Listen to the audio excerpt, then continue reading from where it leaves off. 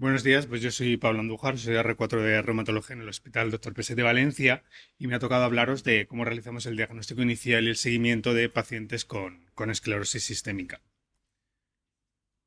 Bien, comenzamos planteándonos la situación inicial, ¿no? Llega el paciente a nuestra consulta. Lo ideal sería que nuestros servicios dispusiéramos... Ah, perdón. No Dis- tanto tanto, pero puedes hacer. Vale.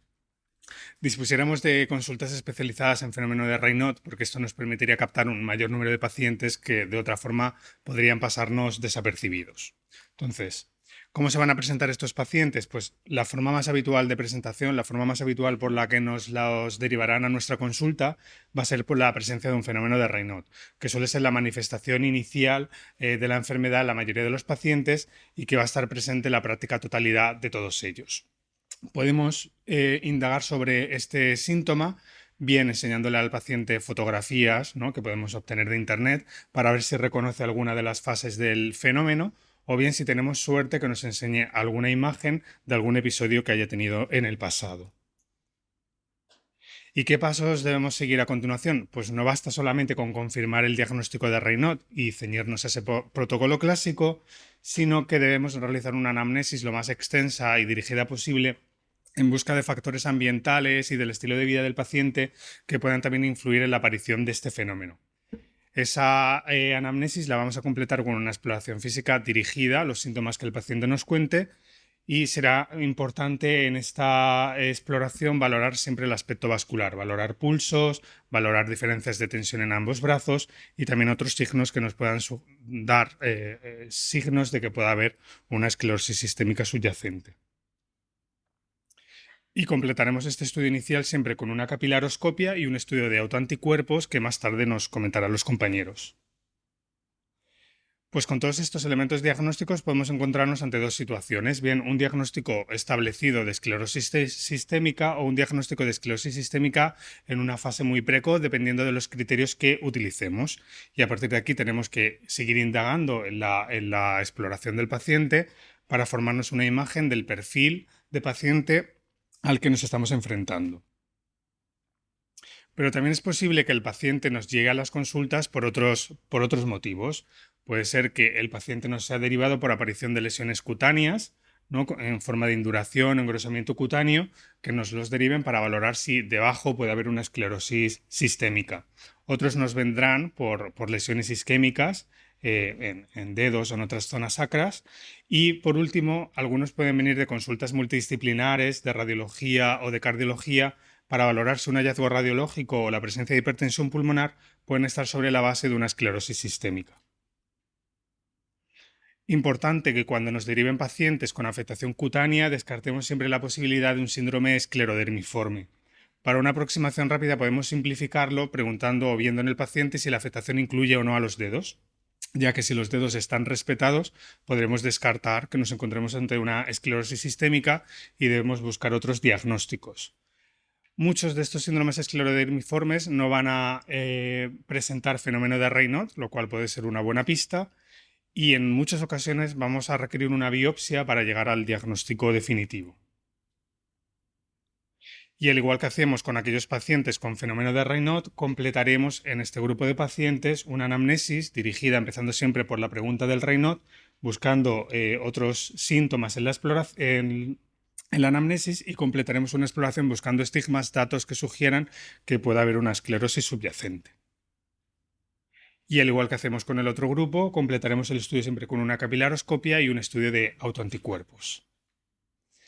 Y siempre es útil, como ha comentado Adrián, aunque bueno, los criterios de clasificación no son criterios diagnósticos de la enfermedad, pero si no tenemos mucha soltura en este tipo de patología, tenerlos a mano y consultarlos nos puede ser útil para saber si podemos estar ante un caso de una esclerosis sistémica. ¿Qué debemos hacer a continuación? Pues una vez que hemos establecido el diagnóstico de esclerosis, debemos definir el fenotipo clínico del paciente a lo que nos estamos enfrentando. Y para definir ese fenotipo clínico tenemos que basarnos en la afectación cutánea, no solamente en su extensión, sino en la progresión también de la misma, en el perfil de autoanticuerpos, en el tiempo de evolución de la enfermedad y luego otros que son matices que nos permiten perfilar subtipos especiales de pacientes que tienen unas consideraciones especiales que luego veremos. Respecto a la afectación cutánea, no voy a volver a entrar en los tipos clásicos del Leroy Messner que ya ha comentado Adrián, pero sí decir que no vale solo con una valoración de visu, sino que debemos cuantificarla, ¿vale? Y esto lo haremos con el score cutáneo de Rodnan, que más adelante Adrián nos comentará cómo realizarlo. Y no solamente debemos valorar la extensión de la afectación cutánea, sino también cómo progresa esta afectación en el tiempo. Y se han descrito varias curvas. Tenemos pacientes que inicialmente empeoran y en torno a los 3 años esa afectación cutánea tiende a estabilizarse, incluso a regresar.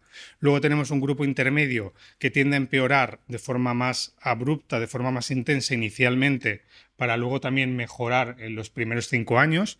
En este subgrupo tendríamos pacientes ARN polimerasa 3 y luego tenemos un grupo de pacientes que no paran de progresar desde el inicio. Y tenemos también que tener claro que hay pacientes que pueden presentar una progresión o una afectación cutánea de forma tardía. Y en esta cohorte de EUSTAR se vio que en torno al 20% de esos pacientes de la cohorte iban a presentar una afectación cutánea más allá de los 5 años y definieron 3 patrones. Pacientes que inicialmente empeoran, luego mejoran en los primeros 5 años y a partir de los 5 años vuelven a empeorar otra vez a nivel cutáneo. Pacientes que se mantienen estables durante los primeros 5 años para a partir de ahí progresar a nivel de la piel y pacientes que progresan continuamente desde el inicio. ¿Y qué importancia tiene esto? Pues que esa progresión cutánea puede asociar también una progresión, una afectación de órganos internos, por lo que debemos de estar alerta, sobre todo a nivel del intersticio. Respecto a anticuerpos, no voy a entrar en ellos, pero como ha dicho Adrián, desmentir esa idea de que ciertos anticuerpos se van a asociar a un determinado fenotipo no es así y debemos de estar alerta ante esto. Y volviendo de nuevo a esas curvas que vimos antes, vemos que todos aquellos que tienen una progresión cutánea tardía eran todos antitopoisomerasa y ninguno de ellos eran anti-ARN polimerasa 3 que se comportan de una forma más benigna sin una afectación cutánea tardía. Y también puede ser que la enfermedad, a lo largo de la enfermedad, puedan aparecer otros fenómenos como que pacientes presenten más de un autoanticuerpo específico o pierden o ganen anticuerpos a lo largo de la evolución. ¿Y qué importancia tiene esto? Pues que con esa pérdida o ganancia de anticuerpos puede cambiar el fenotipo clínico del paciente y cambiar el riesgo o la afectación que ese paciente puede presentar. Con esto cabría preguntarse si sería necesario a un paciente con esclerosis sistémica solicitarle anticuerpos de forma periódica. No sería necesario, pero si vemos que a lo largo de la evolución nos cambia el fenotipo, vemos que aparecen signos que no nos cuadran con el paciente que teníamos previamente, pues sí que deberíamos de solicitarlos para ver si se ha producido algún cambio en este sentido. Es algo que es poco frecuente, pero está descrito. Respecto a anticuerpos no voy a entrar en todos ellos, simplemente centrarme en los anti-ARN polimerasa 3 que tienen unas características particulares. Estos pacientes suelen tener una progresión cutánea rápida, intensa inicialmente y suelen asociar roces tendinosos. Pueden asociar crisis renal y ectasia vascular antral y suelen asociar cáncer o pueden asociar cáncer sincrónico, que puede aparecer desde 2 años antes y hasta 5 años después del diagnóstico y suelen ser cánceres de mama principalmente. De ahí que EULAR proponga unas estrategias de cribado de cáncer en estos pacientes, sobre todo en ese periodo de ventana donde es más riesgo o donde hay más riesgo de que pueda aparecer.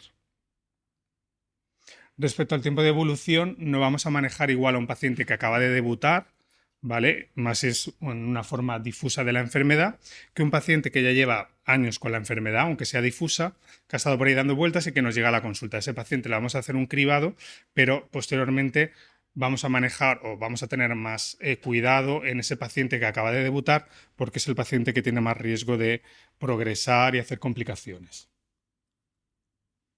Y luego hay que tener en cuenta otros aspectos como la edad. La edad importa, pues sí importa, ¿por qué? Porque pacientes que debutan a una mayor edad suelen tener una progresión más rápida y una afectación más grave, pues simplemente por el hecho de que son pacientes pues, con más años y ya tienen una mayor carga de comorbilidad. Respecto al estudio inicial, pues aparte de lo que ya comenté anteriormente de capilaroscopia y estudio de autoanticuerpos, debemos completar con una analítica que debe incluir siempre enzimas musculares y un NT-proBNP basal, entre otras pruebas. Si el paciente tiene clínica de artritis florida, deberemos solicitar anticuerpos como factor reumatoide y citrulinados para descartar un solapamiento con artritis reumatoide.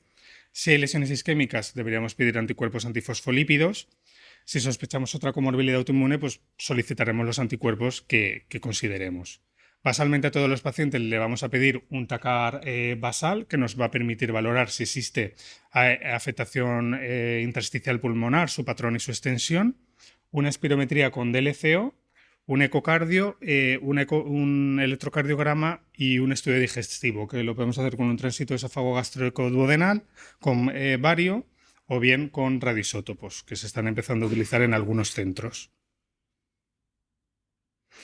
Realizaremos también basalmente a todos los pacientes un cribado de hipertensión pulmonar, que luego Patricia nos comentará. Y siempre tenemos que tener cuidado en la atribución de causalidad, es decir, podemos caer en el error de pensar que como tenemos un paciente con esclerosis sistémica que puede presentar manifestaciones a múltiples niveles, si aparece algo nuevo, lo podemos atribuir a la enfermedad, ¿no? Tenemos que tener en cuenta que esos hallazgos que pueden aparecer pueden estar en contexto de fármacos, de infección, entonces no debemos caer en esa trampa. Tampoco cuesta nada pedir una radiografía de manos que nos permite valorar si existe acrosteolisis o calcinosis. Si el paciente cuenta clínica de sequedad, pues un test de Schirmer, secreción salivar basal y mirar siempre la boca al paciente. Luego, en casos particulares de afectación de órganos concretos, pues realizaremos un estudio más dirigido a esos órganos. En caso de riesgo de neoplasia, como pueden ser pacientes anti-ARN polimerasa 3, un debut tardío de la enfermedad, una esclerosis atípica o agresiva de inicio o un síndrome constitucional, pues una batería de pruebas para descartar una posible neoplasia subyacente. Y respecto al seguimiento, tenemos que diferenciar dos grandes grupos. Aquellos pacientes que tienen una enfermedad difusa o limitada, pero con anticuerpos antitopo isomerasa positivo de menos de 3 años de evolución, los vamos a seguir muy de cerca porque son los que tienen más riesgo de realizar complicaciones y de progresar. A estos pacientes le vamos a hacer una evaluación clínica y analítica cada 3 meses, incluyendo el test de Rodnan. A los ARN polimerasa 3, además, le vamos a recomendar que se tome la tensión en domicilio para estar alerta de una posible crisis renal. Pruebas de función respiratoria con DLCO cada 6 meses. Si vemos que hay alteraciones en esta o el paciente cuenta nueva clínica como disnea, pues repetiremos el TACAR. Ecodoppler y cribado de hipertensión pulmonar de forma anual y otros estudios pues según los hallazgos. Y a partir de los 3 años ya nos podemos ir relajando un poquito más y solicitar las pruebas con una mayor cadencia, con una evaluación clínica y analítica cada 6 meses y el resto de pruebas pues al menos cada año o más según un poco el perfil de paciente en el que estemos.